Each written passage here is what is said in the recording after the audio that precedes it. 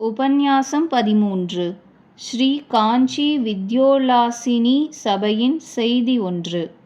தேவப்பெருமாள் சந்நிதியிலிருந்த ஷடகோப நிலைய பாடசாலையில் அவ்விடத்து உபாத்தியாயர்கள் சேர்ந்து வித்யோல்லாசினி என்ற ஒரு சபை ஏற்படுத்தி அதன் மூலமாக அடிக்கடி சம்ஸ்கிருத உபன்யாசங்கள் நடத்தும் வழக்கம் இருந்து வந்தது. 1908 வருஷத்திலும் 1909 வருஷத்திலும் நிகழ்ந்த செய்தி இது. அப்போது காஞ்சியில் சமஸ்கிருத பாஷைக்கு பகுமுகமான பிரச்சாரம் இருந்து வந்தது. அக்காலத்தையும் இக்காலத்தையும் ஒத்திட்டு பார்க்குமிடத்து புரா யத்ர ஸ்ரோதஹா புலினமதுனா தத்ர சரிதாம் என்கின்ற உத்தர ராமசரித ஸ்லோகமே நினைவுக்கு வருகிறது. அப்போதிருந்த சமஸ்கிருத பண்டிதர்களில் ஒருவர் கூட இப்போது இல்லை. அந்த வித்யோல்லாசினி சபையின் மூலமாக அடிக்கடி நடந்து வந்த சமஸ்கிருத உபன்யாசங்களில் பல வகை பரிசுகள் பெற்றிருந்தேன். பரிசு கொடுக்க அப்போதப்போது பல கனதனவான்கள் கூடுவார்கள். வாரந்தோறும் 3 நாட்களில் இரவு 8 மணி முதல் 10 மணி வரையில் அந்த சதஸ் நடைபெறும். இதை உத்தேசித்து வெளியூர்களிலிருந்தும் வித்வான்களும் வித்யார்த்திகளும் வந்து போவதுண்டு. அதையெல்லாம் இப்பொழுது எழுதுவதில் என்ன பயனென்று அடியேனே ஆலோசிப்பதும் உண்டு. வைதவ்யமடைந்தவர்கள் சுமங்கலியாய் வாழ்ந்த வாழ்ச்சிகளை நினைப்பதும் பேசுவதும் உண்டே, அதுவும் ஒரு தாரகமாகுமன்றோ. அந்த வகையில் சிறிது எழுதுகிறேன். அந்த வித்யோல்லாசினி சபையின் அத்யக்ஷர் ஒரு நாள் சில வித்யார்த்திகளுக்கு ஒரு கட்டளையிட்டார். அதாவது சமஸ்கிருதத்தில் 3 லேகங்கள் எழுத வேண்டியது. 2 லேகங்கள் கத்திய ரூபமாகவும் 1 பத்திய ரூபமாகவும் இருக்க வேண்டும். கத்திய ரூபமான லேகங்களில் ஒன்று லௌகீக ரீதியிலும் மற்றொன்று சாஸ்திரிய சரணியிலும் அமைய வேண்டும். பத்தியங்களை 15க்கு குறையாமல் பகவானை பற்றி எழுத வேண்டியது. இதற்கு 1 வாரம் தவணை என்று நியமித்தார். இந்த நியமனத்தை நிறைவேற்ற முயன்ற அடியேன் லௌகீக ரீதியில் எழுத வேண்டிய வச்சன வியாசத்திற்காக பாலகோபதேச மாலிகா என்று இளமையில் எழுதியிருந்த சுருக்கமான வியாசத்தை வெகு விரிவாக எழுதினேன்.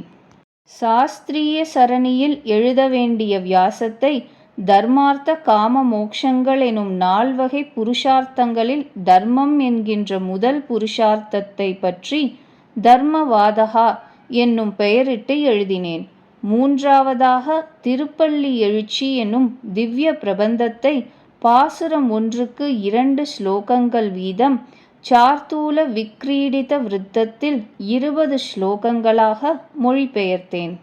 அப்போது அடியேனுக்கு போட்டியாக வேறு எந்த வித்யார்த்தியும் எழுத முன்வரவில்லை.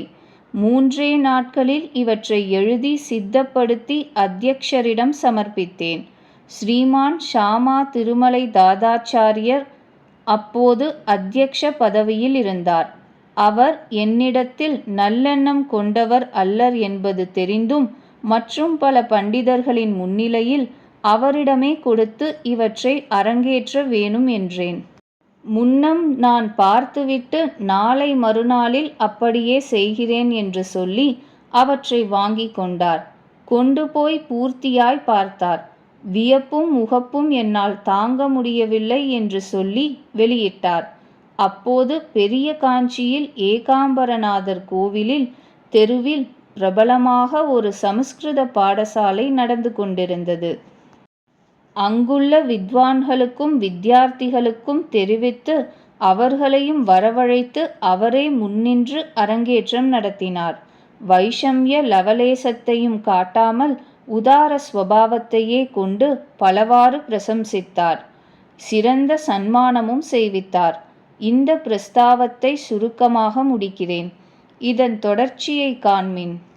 பாம்பே கேமராஜ் சேட்டின் பகுமானம். பாம்பே நகரில் கேமராஜ சேட் கங்கா விஷ்ணு சேட் எனும் இருவரை கேள்விப்படாதவர்கள் அநேகமாக இருக்க மாட்டார்கள். இவ்விருவரும் சகோதரர்கள். பாம்பேயிலும் கல்யாணியிலும் மிகப்பெரிய அச்சுக்கூடங்களை ஸ்தாபித்து எண்ணிறந்த கிரந்தங்களை அச்சிட்டு கோடீஸ்வரர்களாக பெற்றவர்கள் இவர்கள். இவர்களது கிரந்தாலயம் இற்றைக்கும் பௌத்திரனுடைய நிர்வாகத்தில் மிகவும் உன்னதமான நிலைமையில் விளங்கிக் கொண்டிருக்கிறது. இந்த சேட்டுகள் இருவரும் அப்போது ஸ்ரீரங்க யாத்திரையாக புறப்பட்டு காஞ்சியில் வந்து தங்கியிருந்தனர். மேலே சொன்ன என்னுடைய கிரந்தங்களின் அரங்கேற்றம் நடந்த சமயத்தில் அவர்கள் தேவப்பெருமாளை சேவிக்க வந்திருந்தபடியால் சந்நிதிக்குள்ளே வசந்தோத்சவ மண்டபத்தில் பெருந்திரள் குழுமியிருப்பதைக் கண்டு அங்கே வந்து உட்கார்ந்தார்கள். அப்போது எனக்கு புஷ்பமாலாலங்கரணம் முதலியன நடப்பதைக் கண்ட அவர்கள் என்ன விசேஷமென்று பக்கத்தில் இருப்பவர் ஹிந்தி பாஷை தெரிந்தவர்களை கேட்டார்கள்.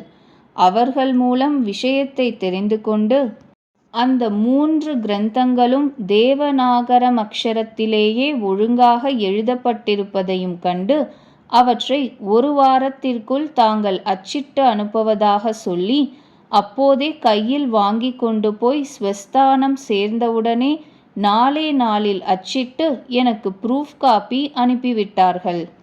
கொட்டையான எழுத்தில் வெகு ஆச்சரியமாக அச்சிட்டு விட்டார்கள். உற்சாக மிகுதியினால் 2000 பிரதிகள் அச்சிட்டார்கள். இது நிகழ்ந்தது 1908. 66 வருஷங்களுக்கு மேலாகிறது. இதுவரையில் 1000 பிரதிகளே செலவாகியிருப்பதாகவும் மிச்சம் 1000 பிரதிகள் கிரந்தாலயத்தில் கட்டி வைத்திருப்பதாகவும் சமீப காலத்தில் தெரிந்து கொண்டேன். கேமராஜ் ஸ்ரீ கிருஷ்ணதாஸ் ஸ்ரீ வெங்கடேஸ்வர பிரஸ், பாம்பே 4 என்கின்ற விலாசத்திற்கு பாலகோபதேச மாளிகா தேவை என்று யார் எழுதினாலும் 3 நாளில் VPP மூலம் புத்தகம் வந்து சேரும்.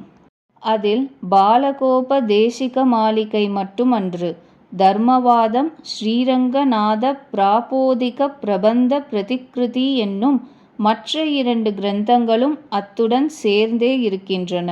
என்னுடைய இளமை கவிதைகளில் இதுதான் அழியாமல் எஞ்ஞான்றும் இருப்பது.